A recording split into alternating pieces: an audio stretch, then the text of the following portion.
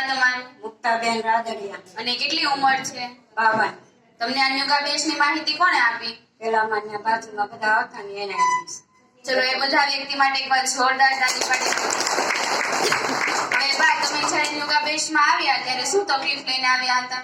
મારા કિડનીના વાંધા હતા ને એક કિડની કાઢી નાખી છે, એકમાં પથરી હતી, એ નીકળી ગઈ. 1.5 વર્ષ આપું છું એટલે અત્યારે નીકળી ગઈ. ડોક્ટરે કીધું તમને સારું હશે, હવે તમે હજી એમાં ધ્યાન રાખજો. એ બધું અત્યારે સારું થઈ ગયું. મેં 1 મહિના પહેલા જ પાછો રિપોર્ટ કરાવ્યો. 3 મહિનામાં કરાવવાના જ છે રિપોર્ટ. એને કીધું તમારી કિડની પથરી કપાઈ ગઈ, નકર મારે ફરતી જ નહોતી. ઓલી કિડની એમાં જ ફેલ થઈ ગઈ હતી. તે ઓપરેશન કરાવ્યું હતું અને મને બધું થતું, શરીરમાં આખો દુખાવો જ હતો, મગજ ચીકે. પણ અત્યારે મને 1.5 વર્ષ કાંઈ નથી થતું. બધું દવાઈ બંધ છે, બધું બંધ છે. ડોક્ટર કીધું તમારે દવા તો પીવાની જ નહીં. મારો છોકરો મને આપે નહીં દવા.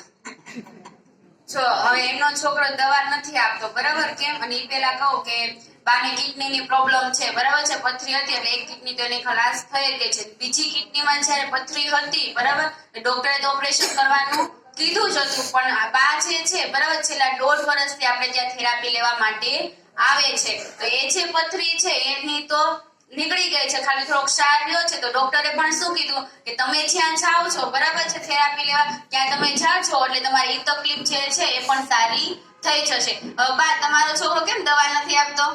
મારો છોકરો દવાનું કરે છે. એમ કે તારે પીવાની ઓછી પીવાની, જટનારા બહુ થાય ને થઈ દે. હવે નથી દેતો. 1.5 વર્ષ તાર દવાઈ ન પીધી, 1 વાર પીધી વચ્ચે. હમણાં દુખાવો ઉપડ્યો હતો ને થઈ.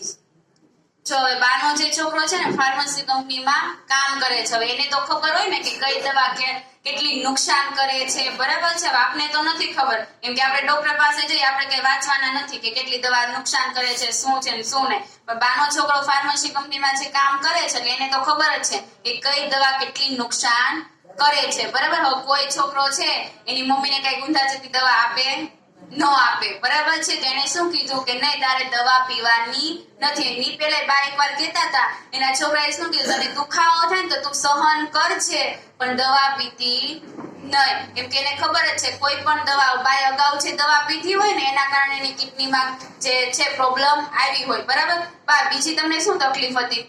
મને તાવે મહિને 15 દિવસ એમ આવતો, પણ અહીંયા આવ્યા પછી તાવ, શરદી, મગજમાં ફેર પડી ગયો. મગજમાં બધું દુખતું.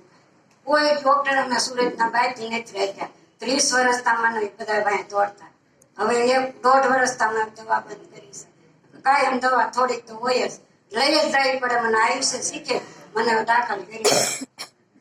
જો છેલ્લા કેટલા વર્ષથી દવા પાછળ દોડે છે? 30 વર્ષથી દવા પીવે છે, બરાબર?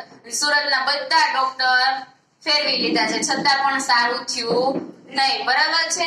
હવે બા જ્યારે 1.5 વર્ષથી આવે છે તો પેલા શું થતું હતું કે મહિને ને મહિને તાવ આવતો હતો. કેમ તાવ આવતો? કેમ કે એની રોગ પ્રતિકારક શક્તિ હોય ને કેવી થઈ ગઈ હોય છે, નબળી થઈ હોય છે, બરાબર છે? એટલે એના શરીરમાં આસાનીથી કોઈ પણ રોગ આવી શકે છે. પણ જ્યારે બા છે તો 1.5 વર્ષથી થેરાપી લે છે તો એની જે રોગો સામે લડવાની શક્તિ છે કેવી થઈ છે, મજબૂત થઈ છે, બરાબર? એટલે હવે મહિને મહિને છે પેલા તાવ આવતો, અત્યારે આવતો નથી, બરાબર છે? હવે બા તમે જે એટલી બધી દવા ને એવું કરાય, અંદાજિત કેટલો ખર્ચો કર્યો હશે?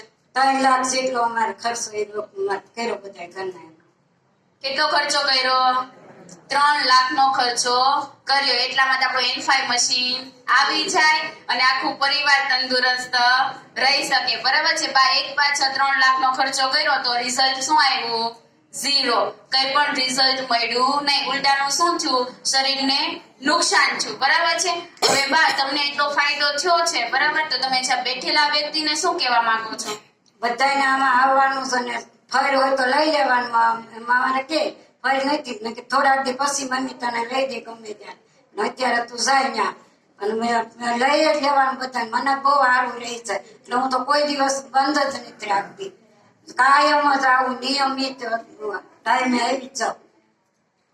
જો બાએ શું કીધું કે એનો પણ લેવાનો વિચાર છે, પણ આજ નહીં તો કાલ. જો વિચાર કર્યો હશે ને તો એક આજ નહીં તો કાલ ક્યારેક પણ આપણા ઘરે મશીન આવશે, પણ મનમાં વિચાર હશે તો, બરાબર છે? બાએ તો વિચાર કરી જ લીધો છે કે નહીં, મારે આજ નહીં તો કાલ વહેલા મોડું મારે તો મશીન ઘરે લઈ જ જવું છે. અને એમના છોકરાએ પણ કીધું છે કે નહીં, હું તમને મશીન તો લઈ જ દઈશ, બરાબર છે? ચલો, બાએ અનુભવ કીધો એના માટે એકવાર જોરદાર તારીફ.